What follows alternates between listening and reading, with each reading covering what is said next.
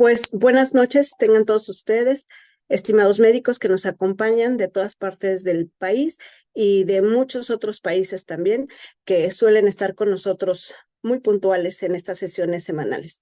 Les saludo y también hacen extensivo este saludo la mesa directiva, que estamos en Villahermosa, Tabasco, con el curso internacional de medicina interna. Y bueno, les quiero comentar que hasta el momento pues todo va en orden, no hemos tenido ninguna otra complicación meteorológica importante, afortunadamente. Y bueno, el motivo de hacer este comentario es porque la sesión del día de hoy será una sesión de nueva cuenta de tipo no académico, meramente cultural, en atención a todos ustedes que se conectan con nosotros cada semana. Para esta noche hablaremos de el arte de envejecer. Nos acompaña el doctor Heriberto Augusto Martínez Camacho. Él es médico internista, colegiado, certificado, y dentro de sus actividades importantes ha sido expresidente del Colegio de Medicina Interna de México. Por supuesto, imparte conferencias a nivel nacional e internacional en diferentes foros y tiene una vasta contribución académica en diversas publicaciones, como los temas selectos en medicina interna, controversias en geriatría, solo por mencionar algunos, aparte de artículos en revistas indexadas. Y también le gusta reflexionar en otro tipo de temas, para lo que ha generado también publicaciones como El actuar de un internista, Las crónicas de los sentimientos y la medicina, y pues teniendo toda esa riqueza de conocimiento académico y cierta, llamémosle, perspicacia filosófica, el doctor Heriberto Martínez en esta noche nos dará a conocer diferentes puntos o cuestiones de la mano a través de dicha ponencia sobre el arte de envejecer. Creo que será por demás interesante para cada uno de nosotros y nos va a enriquecer como siempre. Les insisto, dado que estamos en una situación un poco diferente en el contexto del curso internacional de medicina interna, no será posible tener la sesión de preguntas y respuestas de manera usual, ya que estamos con otras ocupaciones, pero con gusto nos pueden hacer llegar cualquier inquietud a través del correo electrónico de su servidora, para que asimismo el doctor Heriberto pues nos conteste o nos comente más adelante. Y bueno, sin más, los dejo con el doctor Augusto Martínez. Adelante, doctor, por favor.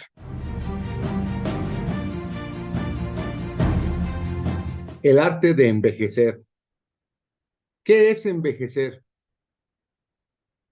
La vida transcurre tan rápidamente que corremos el peligro de que si no nos detenemos a mirar alrededor de nosotros, podemos perdernos de eventos maravillosos. La vejez es una etapa más de nuestra vida y como tal, la experiencia que cada individuo cuente de ella dependerá de las circunstancias que la matizaron. Expresaré en este texto, tal y como me lo pidió el señor presidente del Colegio de Medicina Interna, doctor Faustino, no una consideración médica, sino más bien mi punto de vista acerca de esta etapa de la vida. La vejez es muy compleja incluso para definirse. La Organización Mundial de la Salud considera a todo individuo mayor de 65 años como un adulto en plenitud. Cada definición que he encontrado tiene más de un pero que ponerle, y además de ello tiene una característica muy común. Pueden utilizarse en tono peyorativo. Y lo peor es que para la palabra viejo encontré 22 definiciones y para el vocablo anciano encontré 33 definiciones. Cito una definición para ejemplificar esto que acabo de decir. La vejez es la última etapa en la vida de los seres animados que precede a su muerte. Pues también muchas cosas inanimadas envejecen por el paso de tiempo, acompañado de su uso, por ejemplo, una prenda de vestir y un aparato electrónico. Habría varias consideraciones al respecto. Si un individuo muere a los 20 años, su vejez fue de los 18 a los 20 años en que falleció. ¿Envejecemos por el tiempo que vivimos o por el uso de nuestro organismo? Así que más parece que la vejez, más que un periodo cronológico, es una actitud. ¿Cómo privar a Rosario Chayito Iglesias de sentir la frescura del aire de la mañana mientras trotaba para alcanzar la meta de un maratón a sus 80 y tantos años? ¿Cómo privar a John Glenn a los 77 años de contemplar el planeta Tierra desde el espacio exterior? Existen otras definiciones más filosóficas y, a mi juicio, más acertadas. La vejez existe cuando se empieza a decir nunca me he sentido tan joven, de Jules Renard. Los hombres piensan que dejan de enamorarse cuando envejecen, sin saber que envejecen cuando dejan de enamorarse. Gabriel García Márquez. La vejez es la suma de toda la vida, milagro y nobleza de la personalidad humana. Gregorio Marañón. Hay 4 cosas viejas que son buenas: viejos amigos para conversar, leña vieja para calentarse, viejos vinos para beber y viejos libros para leer, de Émile Faguet. Revisando la literatura, es muy cierto que la vejez tiene más votos en contra que a favor. La pérdida de la capacidad intelectual y física se ponderan más que la sabiduría, madurez y experiencia que sin duda son características de la etapa de los adultos en plenitud. Existen frases verdaderamente desgarradoras que así lo avalan, como la encontrada en el texto más antiguo conocido de un viejo autoanalizándose. Se trata de un escriba egipcio, Ta-Hotep, visir del faraón Tsetsi de la dinastía quinta. Por tanto, redactado hacia el año 2450 antes de Cristo. Y dice: qué penoso es el fin de un viejo. Se va debilitando cada día, su vista disminuye, sus oídos se vuelven sordos, su fuerza declina, su corazón ya no descansa, su boca se vuelve silenciosa y no habla. Sus facultades intelectuales disminuyen y le resulta imposible acordarse hoy de lo que sucedió ayer. Todos los huesos están doloridos y las ocupaciones a las que se abandonaba no hace mucho con singular placer, solo las realiza con dificultad y el sentido del gusto desaparece. La vejez es la peor de las desgracias que puede afligir a un hombre. O bien, el poema de Alberto Cortés titulado Parábola de uno mismo, que a la letra dice: uno va subiendo la vida de a 4 los primeros escalones. Tiene todas las luces encendidas y el corazón repleto de ilusiones. Uno va quemando energías, es joven, tiene fe y está seguro. Soltándole la rienda a su osadía, llegará sin retrasos el futuro. Y uno sube, sube y sube, flotando como un globo en el espacio. Los humos los confunde con las nubes, subestimando a todos los de abajo. Y uno sigue, sigue, sigue, sumando vanaglorias y ambiciones. No sabe en realidad lo que persigue y va de distorsión en distorsiones. Uno es un montón de etiquetas, es un escaparate, un decorado, un simple personaje de opereta, un fruto de consumo consumado. Uno es una simple herramienta que tiran cuando ya cae en desuso. Uno lo sabe, pero no escarmienta, sigue aferrado a la ilusión que puso. Y uno piensa que siempre seguirá en el candelero, que nunca ha de vaciarse su despensa, que queda mucha tinta en el tintero. Y uno sigue, cautivo de su imagen, caminando. El ego desbordado no concibe que muchos otros vengan empujando. Y uno va teniendo evidencias. Ya no recibe flores ni palmadas. Rechaza que empezó su decadencia, que va por la escalera de bajada. Uno alza su voz de protesta, suplica por seguir estando a bordo y duda cuando nadie le contesta si ha quedado mudo o si son sordos. Y uno baja.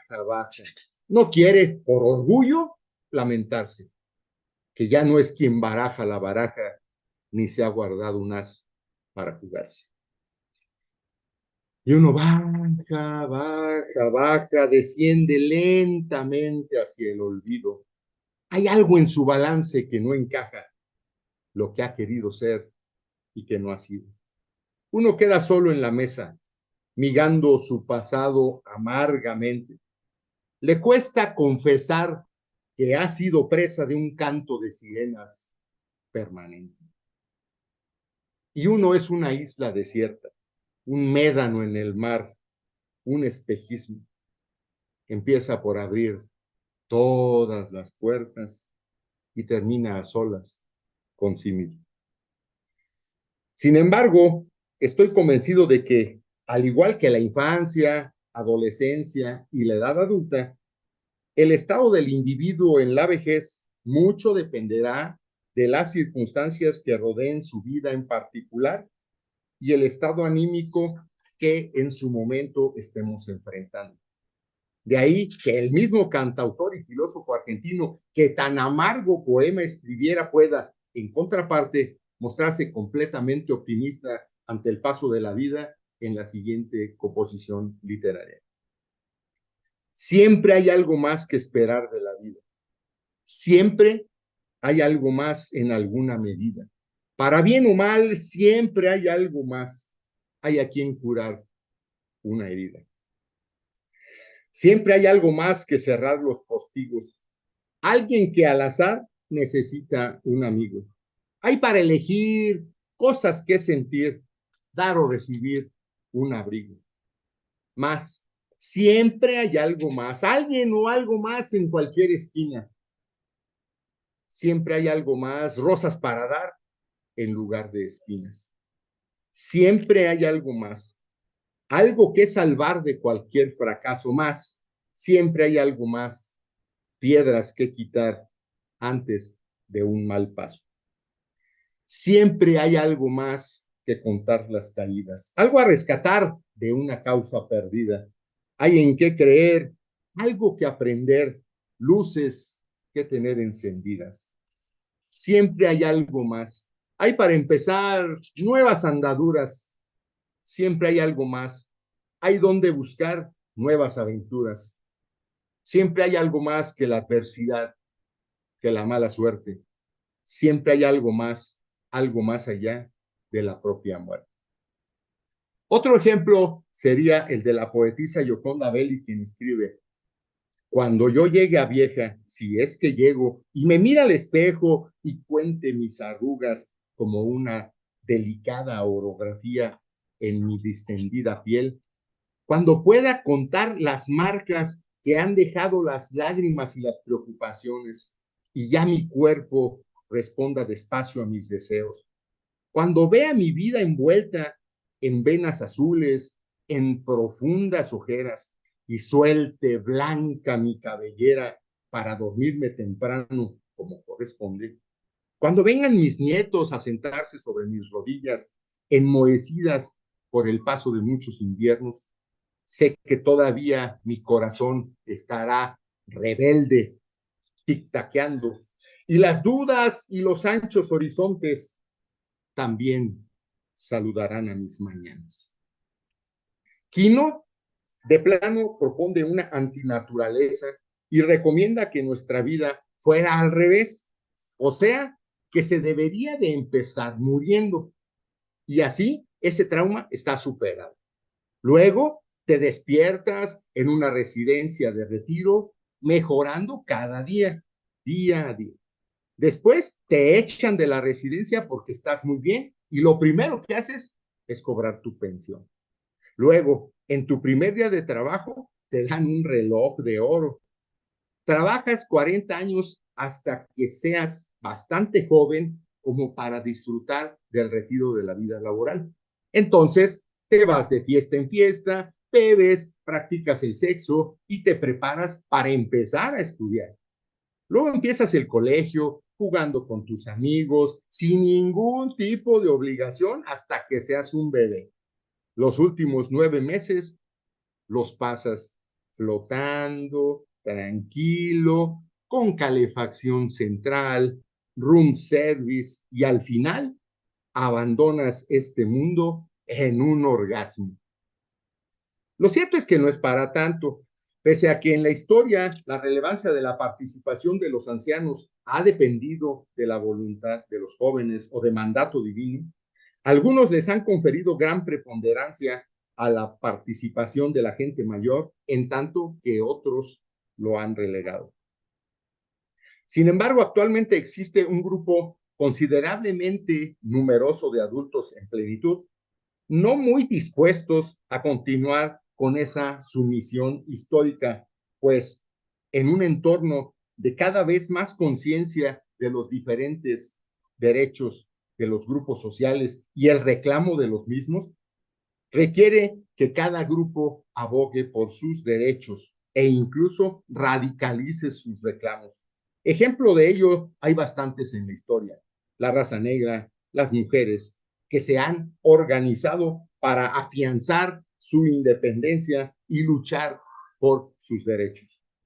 En tiempos recientes existía la dicotomía de los ancianos en el sentido de su mayor dependencia contra la necesidad de continuar solventando sus requerimientos de toda índole y por ello una lucha denodada por obtenerlos en una sociedad de cada vez mayor competitividad. Además, la pérdida de importancia y relevancia social de los adultos mayores ha ocasionado lo que actualmente se ha dado en llamar técnicamente etarismo, tratándose de un grupo de actitudes que marginan en todos los órdenes de la vida al anciano y le producen un deterioro de la estima social. El culto a la juventud, a la velocidad, a la actualidad, el descrédito de la madurez, la pérdida de valores tradicionales, los cambios de hábitos culturales, la desintegración familiar, la obsesión por la salud y la forma física son fenómenos que directa o indirectamente vienen a relegar la función de los ancianos a un segundo término. Muchas ocasiones la juventud desestima la capacidad intelectual y la sagacidad de los ancianos y por ello comparto esta anécdota para que nunca más exista controversia acerca del respeto que se le debe de tener a los viejos. Estaba un viejito sentado en un banco de una plaza. Entonces llega un joven individuo y se sienta a su lado. Dicho personaje de aproximadamente unos 17 años es de apariencia muy singular. Tiene los pelos tiesos, parados y teñidos de azul, rojo, amarillo y verde. El viejo se queda mirándolo un rato, atónito, hasta que el joven, haciendo valer su calidad de libre pensador, le dice: ¿Qué onda, mi ruco? ¿Qué me ves con esa cara de atontado? ¿Acaso nunca has hecho una locura en tu vida? A lo que el viejo, sin exaltarse, tranquilo, le contesta: Sí, muchachito, Hace 17 años me emborraché tanto en una fiesta que terminé fornicándome a una guacamaya. Y justamente estaba pensando, ¿no serás tú mi hijo, cabroncito? Aunado a ello, está el hecho de una mayor expectativa de vida y una disminución en el número de los nacimientos, lo que nos lleva a sociedades con mayor número de ancianos que de jóvenes. Como consecuencia de eso, la sociedad envejece. En el año 1950, en el mundo había 200 millones de personas mayores de 60 años. En 1970 se alcanzó la cifra de 307 millones y en el año 2000 se superaron los 580 millones. El número de miembros de la llamada tercera edad aumenta 20 puntos porcentuales más que el incremento de la población. Nos encontramos así en la generación de la historia con mayor proporción de personas mayores, lo que incluso ha impactado, además de lo ya mencionado, en las economías de los diversos países que incluso han tenido que modificar sus sistemas de pensiones y jubilaciones para evitar catástrofes financieras. Situación que obliga a las personas a mantenerse más tiempo en actividad laboral, en abierta competencia con individuos de menor edad. En este sentido, tenemos el resultado revelador del informe elaborado por el profesor de la Universidad de Sheffield, Alan Walker, bajo el título Actitudes hacia el envejecimiento de la población en Europa. Se trataba de una comparación de los eurobarómetros sucesivos entre 1992 y 2000, sobre todo en las preguntas que se refieren al futuro y presente de las personas mayores. En dicho informe se detectan importantes diferencias de criterio entre los europeos de hoy y los de hace 12 años con respecto a la ancianidad. Por ejemplo, se ha experimentado un creciente pesimismo ante la posibilidad de que no se mantenga el sistema actual de pensiones. Si en 1992 solo los griegos y los portugueses consideraban ya que las pensiones futuras serían más bajas que las actuales. Para 1999 ya no queda ningún país optimismo con respecto a las pensiones. Por otro lado, en casi todos los países aumentó el número de personas que consideran que sería bueno retrasar la edad mínima de jubilación. De esos datos se desprende que ha habido un aumento de la incertidumbre sobre el futuro del sistema social de apoyo al jubilado. Aunque muchos consideran más que nunca que una persona de 70 años está perfectamente capacitada para seguir manteniéndose con su propio trabajo sin necesidad de jubilarse.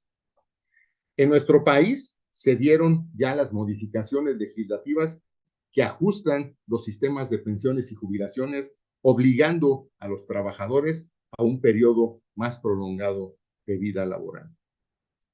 Coincido con Al Gore que el futuro ya no es lo que era. Cada vez los cambios se dan más pronto y son más abruptos.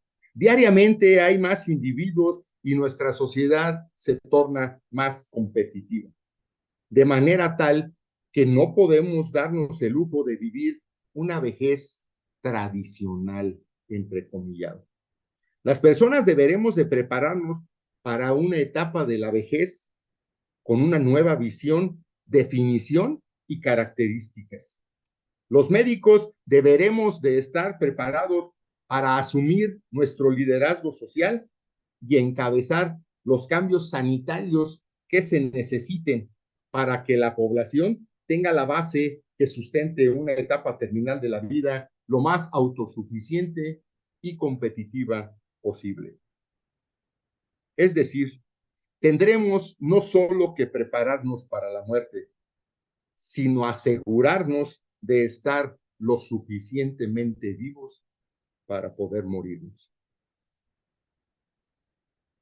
Termino esta muy particular opinión sobre lo que significa para mí el arte de envejecer, Y lo voy a terminar con un exhorto, con una arenga, con una misión de actitud que leí del poeta Pedro Bonifacio Palacios, el viejo almafuerte, que así decía y qué razón tenía. No te des por vencido, ni aún vencido. No te sientas esclavo, ni aún esclavo. Aún trémulo de pavor, piénsate bravo y acomete feroz, ya malherido.